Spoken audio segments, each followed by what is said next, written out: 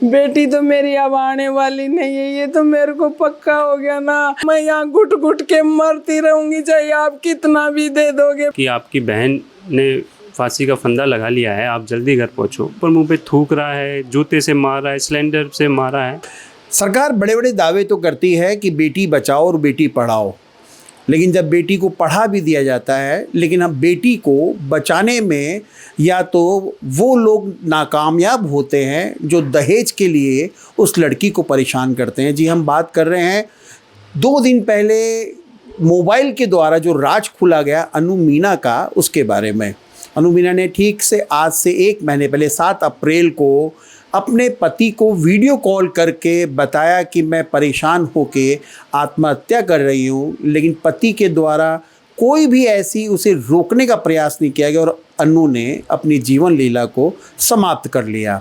आज हमारे साथ में है अनु मीना के भाई, जिन्होंने मामला दर्ज करवाया है, FIR दर्ज करवाई है, और जानेंगे उनसे कि आखिर पूरा मामला क्या था, कि आखिर 10 साल पुरानी शादी, मात्र 10 साल पुरानी शादी में ही अनु को इतना बड़ा कदम उठाना पड़ा।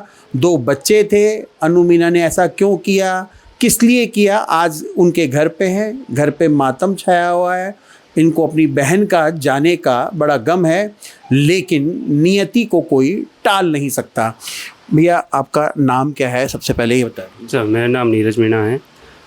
मैं 7 अप्रैल की बात है, जब मेरे को पड़ोसियों से सूचना मिली कि आपकी बहन ने फांसी का फंदा लगा लिया है, आप जल्दी घर पहुंचो। तो मैंने तुरंत मम्मी को कॉल किया, मम्मी आप जल्दी अन्नू के घर जाओ, दीदी ने फंदा लगा ली। तो हम सब, मैं ऑफिस की तरफ जा रहा था, मैं जल्दी से वहाँ से गाड़ी घुमाई, मैं उधर पहुँचा। तो हम सबको पहले यही था कि मियाँ बीवी की लड़ाई है, गुस्से गुस्से में उसने कर लिया। तो हमें पहले कोई सबूत नहीं थे ऐसे कि हमें पता लगे कि हम FIR दर्ज कराएं कि नहीं कराएं। लोग, गांव के लोग बोले कि बच्चों का फ्यूचर है, एक बार इनके नाम प्रॉपर्टी हो जाए, इनके नाम कस्टडी आप लो।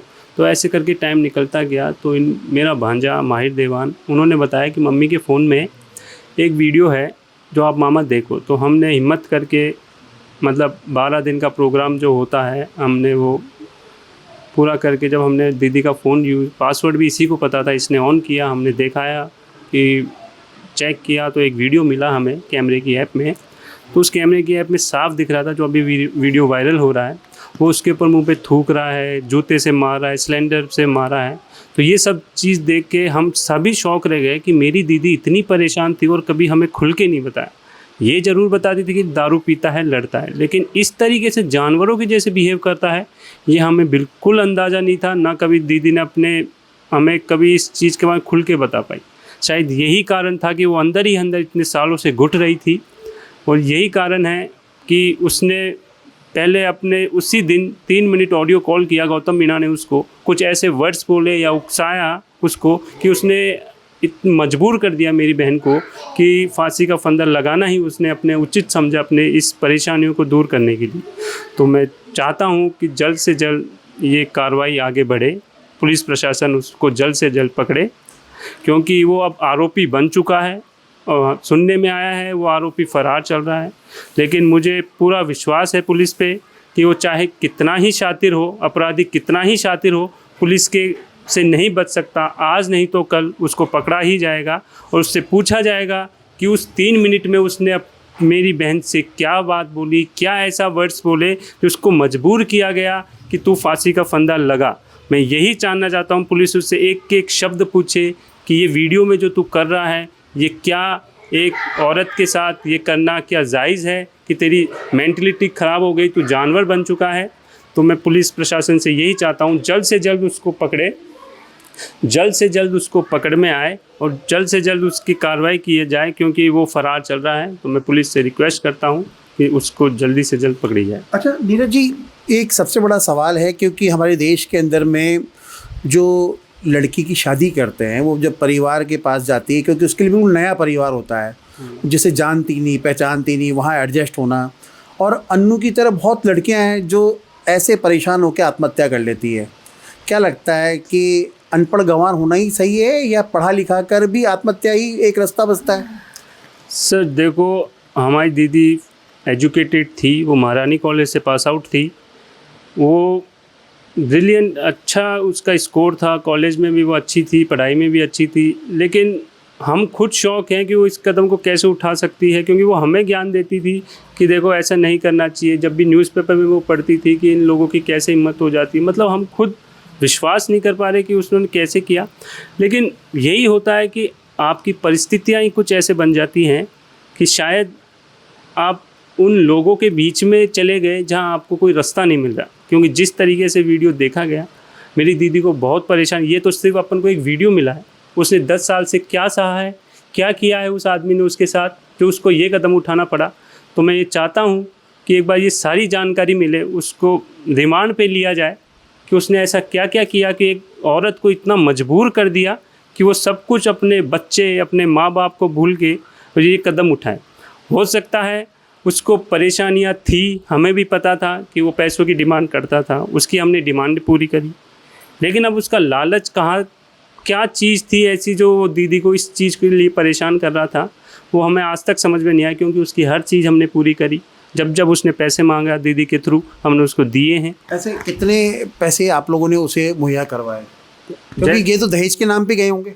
हाँ जी, देखो जब भी दीदी का घर बना तो मेरे बड़े भाई ने लगभग 20 लाख रुपए उनको दिए हैं कैश घर बनाने के लिए।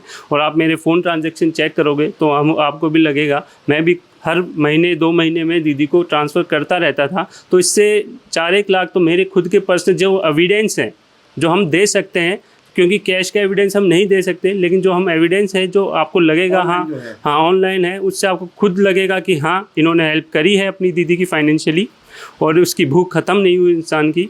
ये सब हमने एविडेंस पुलिस को दिए हैं। हम पुलिस पे विश्वास कर रहे हैं कि जल्द से जल्द उसके खिलाफ़ कार्रवाई हो और उसको पकड़ में आए।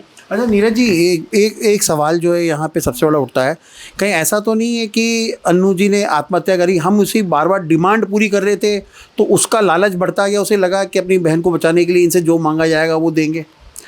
सर उसका लालच बढ़ता गया, ये दीदी हमें जब जब दीदी ने हमें बताया कि इसके इतने पैसे की ज़रूरत है, हमने उसकी पूरी करी। लेकिन कई बार दीदी का ये एक रीज़न नहीं है, क्योंकि अभी रिसेंटली एक नौकरानी वाले भी आप बात समझ रहे हो, तो वो भी दीदी को एकदम बहुत, क्योंकि दीदी उसको हमसे ज़्यादा लाइक करती थी उस आदमी को, क्योंकि हमें पता था जब भी हम उसके अगेंस्ट कुछ बोलते कि उससे अलग हो जा, डाइवोर्स ले ले, तो दीदी हमेशा उसी का सपोर्ट किया है दीदी ने। तो हमने ये जब जो ये नौकरानी वाला इंसिडेंस हुआ, जब उसको गलत तरीके से दीदी ने रंगे हाथ पकड़ा, तब दीदी अंदर से टूट चुकी थी कि जिसके लिए मैंने सब कुछ अपनी ज़िंदगी दाव पे लगा दी, मैं अपने घर वालों से लड़ी, जिसके लिए मैं अपने घर वालों से लड़ रही हूँ, मैं डाइवोर्स, मेरे घर वाले बोल रहे हैं कि उससे अलग हो जा, तो भी मैं उनके अगेंस्ट जा रही हूँ। उस नौकरानी की वजह से उनका दिल एकदम ख़त्म हो चुका था। इसी के कारण वो गौतम मीणा उसको इस ज़्यादा परेशान करने लग गया, क्योंकि उसकी बात हम तक पहुंच गई थी नौकरानी वाली, तो ये उसको झेल नहीं पाया और ये मेरी दीदी को और परेशान करने लग गया। दीदी अंदर से टूट चुकी थी इसको लेके। तो मैं चाहता हूँ, मेन रीज़न यही था कि दीदी जब नौकरानी का पता लगा, क्योंकि उसको गौतम मीणा को मेरी दीदी हम सबसे ज़्यादा लाइक करती थी, इसलिए ही तो जान दी। अगर वो खुद के लिए सोचती तो आज शायद वो ज़िंदा रहती। मैं यही चाहता हूँ कि आप इसको कवरेज को आगे से बढ़ाएं और उसको सज़ा दिलाएं। एक मेरा लास्ट सवाल है कि हिंदुस्तानी नारी जो है वो अपने पति को तो परमेश्वर समझती है, लेकिन क्या पति केवल उसे वस्तु समझ रहा है, उपभोग की चीज़ समझ रहा है? अगर सही में पत्नी समझता तो शायद ये नौबत नहीं आती। हाँ जी, आप देखो ये सही बात है, उसके लिए सिर्फ अनु एक फ्रस्ट्रेशन निकालने का ज़रिया हो गया था। जिस तरीके से मैंने वीडियो देखा है और 1-2 ऑडियो सुने हैं, उस आदमी के लिए अन्नू मीणा सिर्फ एक फ्रस्ट्रेशन, अपने दिन की पूरी भड़ास निकालता था उस पर आके, गाली मारना, कैसे भी अपने पैसे उस पर मुँह पे थूक, आप देखा मुँह पे थूकना, मतलब उसने हर चीज़ की एक्सट्रीम लेवल हद पार कर दी थी। वो बार बार अपना फ्रस्ट्रेशन ऐसे निकालता है जैसे ये कोई खिलौना है, उसको मैं चाहे जैसे यूज़ करूं, ये नहीं बोलेगी। उसको भी पता लग गया था कि ये इसकी वीकनेस पता लग गई थी, ये मेरी अगेंस्ट में नहीं बोलेगी, इसीलिए तो उस पर बार बार उस पर थूकना, उससे पैसों की डिमांड करना, उसको मारना पीटना। तो मेरे को लगता है उसने उस अन्नू मीणा को एक वस्तु समझ लिया जिसको चाहे जैसे यूज़ कर रहा था। तो बिल्कुल देखिए, साथ में उनकी माताजी भी है हमारे साथ में, हम उनसे भी बात करेंगे, क्योंकि एक बेटी के जाने का जो गम होता है, जितना दुख बेटी की विदाई के समय होता है, लेकिन उससे ज़्यादा दुख बेटी को उसी कंधे पर शमशान ले जाने का होता है।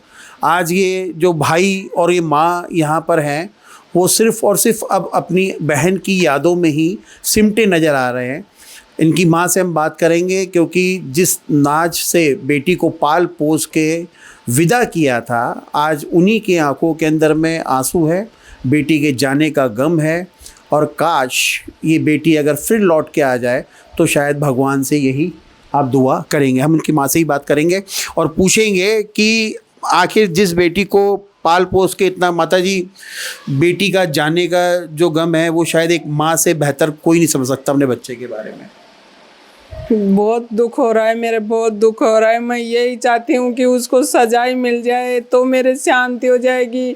बेटी तो मेरी अब आने वाली नहीं है, ये तो मेरे को पक्का हो गया ना। मेरे बेटी नहीं थी, वो मेरा सूरज का चांद था, पर मैं क्या करूँ। अब मेरी बेटी ने छोड़ कर नहीं, मैं कसाया में देर मेरी बेटी को ले। अब मैं बहुत पछता रही हूँ। उस दिन मान जाती मेरी बात तो आज ये दिन नहीं देखना था। माँ बेटी का ससुराल ही होता है, मम्मी बेटी का ससुराल ही होता है। तो मैं कहती थी बेटी तू मेरे घर रुक जा, तेरे भाई भी बहुत दे रहे तेरे साथ, तेरे माँ बाप दे रहे साथ, तू क्यों इतना जनरल में, तेरे 2 बच्चे हो गए, वो जाए तो जाने दे। अरे मम्मी ये कब तक चलेगा, वो तो अकेला शौकन को लेके साथ साथ में घूमता रहेगा, मैं यहाँ घुट घुट के मरती रहूंगी, चाहे आप कितना भी दे दोगे, पर ससुराल ससुराल ही होता है। तो मैं भी सोचती थी कि ये बात सही कह रही है। वो आता था पैर पकड़ ले, रात को खूब गुस्सा करते, रात को 2 बजे आ जाती, 3 बजे आ जाती, वो टाइम ही नहीं देखती थी। वो पी के रात को 4 दिन का 4-5 बजते ही वो दारू पीना जरूर, फोन पे गाली काटना जरूर, घर आता जब तक गाली काटता रहता था। फिर वो मेरे को फोन करती, मम्मी मैं क्या करूं। तो मेरा तो यही बस चलता, बेटी छोड़ के घर आ जा, तो वो घर आ जाती, मैं क्या करती। फिर यही होता मेरे पास, तो जो आ जाती सुबह आके पैर पकड़ लेते, अन्नू अब कभी नहीं करूँगा ऐसा, मेरे 2 बच्चे की कसम, अन्नू की कसम, आज के बाद कभी नहीं होगा। मम्मी मेरे भी पैर पकड़ लेते कि मम्मी अब कभी नहीं होगा। डेढ़ तू अब तो मेरा पग पकड़, कभी मेरी बेटी बोलती है कि मम्मी के 2 खा ले, जब तो तू 2 नहीं खाता था, और अब तू ये कर रहा है। मैं खूब गाली अंट संट सुनाती उसको, पर उसके कोई फर्क नहीं। वही रात को मेरी बेटी को सुनाना चालू कर देते, तेरी मारांड क्या कर लेगी, तेरा भाई क्या कर लेंगे, क्योंकि हमारे कमज़ोर थी ना, बेटी थी ना मेरी, तुम्हें कमज़ोर पड़ रहे थे ना। चलो अन्नू उसकी मम्मी उसके कोई नहीं है, तो मैं कह देती हाँ बेटी कोई बात ना, तुम खुशी रहोगी, उसी में खुशी है मेरी। मैं हूँ कि ससुराल से भी मेरा बेटा लेके साथ में वहाँ शौकन के पास पकड़ के लेके घर आई हूँ, किराएदार वहाँ काम वाली के साथ उसका चक्कर चल रहा था, तो उनके भी लेके आई। 2 दिन तक मैं उसको भेजी नहीं, फिर रोज आवर जाए। फिर बोला, मैं भी सोची हम कुछ कर लेगा, तो मेरी बेटी कह देगी मम्मी मेरा घर तू तोड़ दिया तो मैं भेज देती। वो ऐसे मनाता उसको, ऐसे मनाता, दिन में तो मेरी जानू में तू, मेरी ऐसे हुए तू लेके चला। बच्चों को तो वो कभी रखा ही नहीं, बच्चों को तो ये बोलता जा तेरी नानी के छोड़ा इनको। मैं भी तो मेरी नानी के पढ़ा था, मेरे मामा के पढ़ा था, इसको भी बच्चों को भी दोनों छोड़ा। बच्चों को तो अभी भी 2 महीने होते आए, पर बच्चों को कभी उसको लगाव था नहीं। उन्हें यही सोच लिया था कि कभी अन्नू मर जाए मेरे दूसरी आ जाए, उसी ने यही सोचा। उसके मामा से भी बात करे तो मामा भी यही बात बोलते थे, अजीज की है ना दूसरी शादी भी करेंगे, बच्चों को भी वो बच्चा पैदा करेगी, तो मामा की भी यही मरने, मेरी अन्नू का मरने के बाद भी डेढ़ का मामा का यही मतलब था कि ये दूसरी शादी भी करेगा, इसका घर भी बसेगा।